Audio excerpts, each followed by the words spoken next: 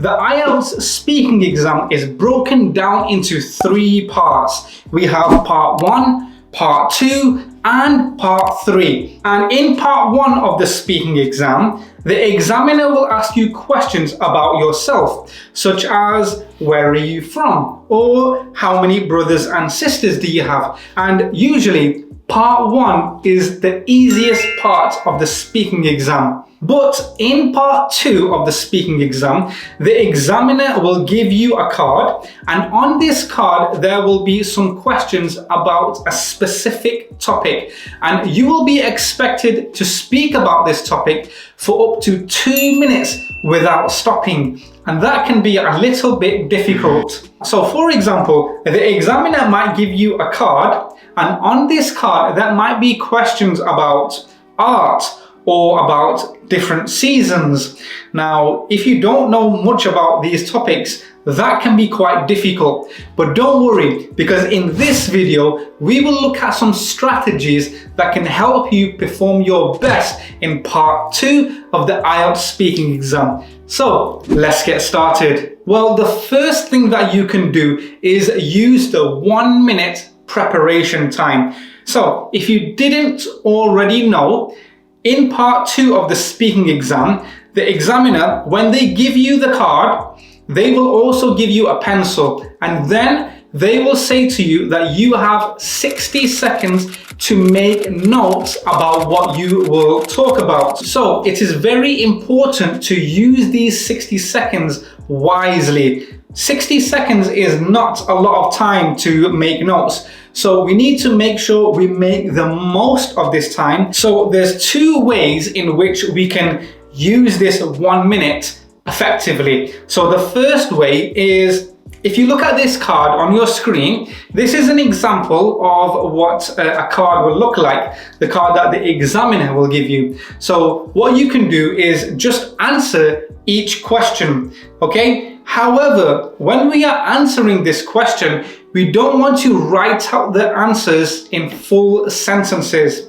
And that is because you only have 60 seconds. So we want to use this time wisely. And how can we do this? Well, if we just answer each question, we just want to make a few notes next to each bullet point. Really, the less words that you write, the better it might be. And that is because the more you write down, the more nervous you might feel when you're about to speak, because there's lots of information to read. So a good idea is just to write down 1 or 2 word answers next to each bullet point. For example, if you are asked questions about a holiday, and the questions might say, who did you go with? What did you do there? Why was this a good holiday? So these are just some example questions. Instead of just writing out, I went with my friends Benjamin and Adam, just write down Benjamin, Adam. And that way, when you look at your card when you're about to speak, you will see the 2 names, and then you can just talk about them in a bit more detail. For example, I went with 2 of my closest friends, Benjamin and Adam. So that's one way we can do this, which is just to make notes next to each question. And the second way in which we can use this 1 minute effectively is by using the 5W method. Now, I really like this method. Now, I've talked about this method in the past, and lots of my students find this quite useful. And the 5W method is who, what, where, when, and why. So all we would do is, in our 60-second preparation time, just write down the 5 W's, and next to each W, you would just write down the answers. So for example, we would write down who, what, where, when, and why, and then we would just answer each question. Who, you would write down, for example, who you went on holiday with. What, you might write down what was the highlight of your holiday. Where would be where you went. When would be when you went there, and why would be why did you decide to go to this place.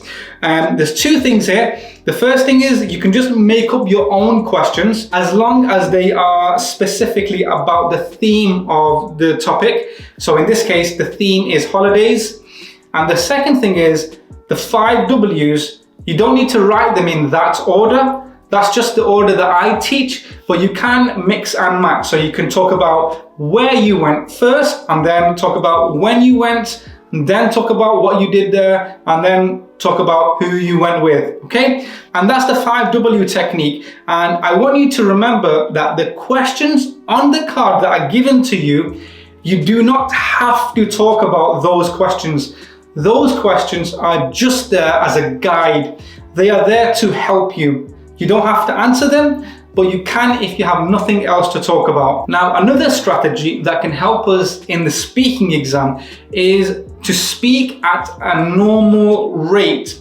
Don't speak too fast and don't speak too slow. So, according to the IDP website, some test takers start speaking very quickly at the beginning of their long term. Long term is basically part 2 of the speaking exam. So some test takers, they speak very quickly at the beginning of part 2 of their speaking exam. And that's usually because they are nervous. So what can happen is that if you start speaking really quickly, you might finish really quickly as well. So remember, you are expected to speak for up to 2 minutes. And if you speak really quickly, you might run out of things to say really quickly. So imagine you finish speaking after 40 seconds or 45 seconds and you just wait there silently. It'll be really awkward and it might be a bit difficult. It will just be you, the examiner, and it will be silent. And if that does happen, the examiner will wait for a moment and then he or she will ask you, is there anything else you want to talk about? And that's like a hint or a guide for you to carry on talking. And really, you want to stop yourself from being in this position because again, it can be quite scary and intimidating. So what we can do is to speak at a normal rate. And the way we can do this is just to practice. Practice answering speaking questions. Try different techniques. For example, try recording yourself and then looking at the recording to see if you do actually speak fast or not. And if you are speaking fast, then try to breathe, relax, and then try to answer the questions again at a normal rate. And another thing that you can do to help you speak at a normal rate, I've just mentioned it then, which is to breathe. So when you're speaking in part 2 of the speaking exam, try to take a deep breath after every 1 or 2 sentences. That will break up your speech, it will reduce your nervousness, it will help you calm down, and it will help you answer the questions a lot more clearly. So try to take a deep breath every now and then, and really we want to get into the habit of taking deep breaths. Don't just randomly start to do it in the middle of the exam. Practice before, so when it comes to your exam, this will be very normal for you. And another thing that you can do to help you in part 2 of the speaking exam is organize your answers. So what you do not want to do is talk about random parts of a story. For example, if you're talking about holidays, if that's the theme of your topic, you don't want to give an answer like this. This was my best holiday because I had never visited a beach before and I got to enjoy the beach with my best friend. The trip was good overall and we traveled by plane and the food was nice, especially the food I had on the last day. So can you see what was wrong with the answer? It was fluent, so I spoke at a good rate, but I was talking about random things. I was talking about why this was a good holiday. I was talking about the beach. I was talking about food. So how can we avoid making this mistake? Well, we want to organize our answers. And the way we can do this is by using sequence words or something called discourse markers. So sequence words are just words that connect one point to the next. So it will make your answers seem a lot more organized. For example, we can use words such as firstly, secondly, thirdly. We can use words such as moreover, in addition, also, furthermore. And finally, so if we use these words, they can help organize our ideas. Another way in which we can organize our ideas is to start off by telling the examiner what you will talk about in your 2 minutes. So for example, we might say something like this. Today, I'm going to be talking about my favorite holiday. I will talk about where I went, who I went with, what I did there, when I went, and finally, I will talk about why this was my favorite holiday. So as you can see there, I said exactly what I will talk about, and I also used a sequence word, which was finally. Now, I will leave a video on this card here, which talks more about the 5W technique.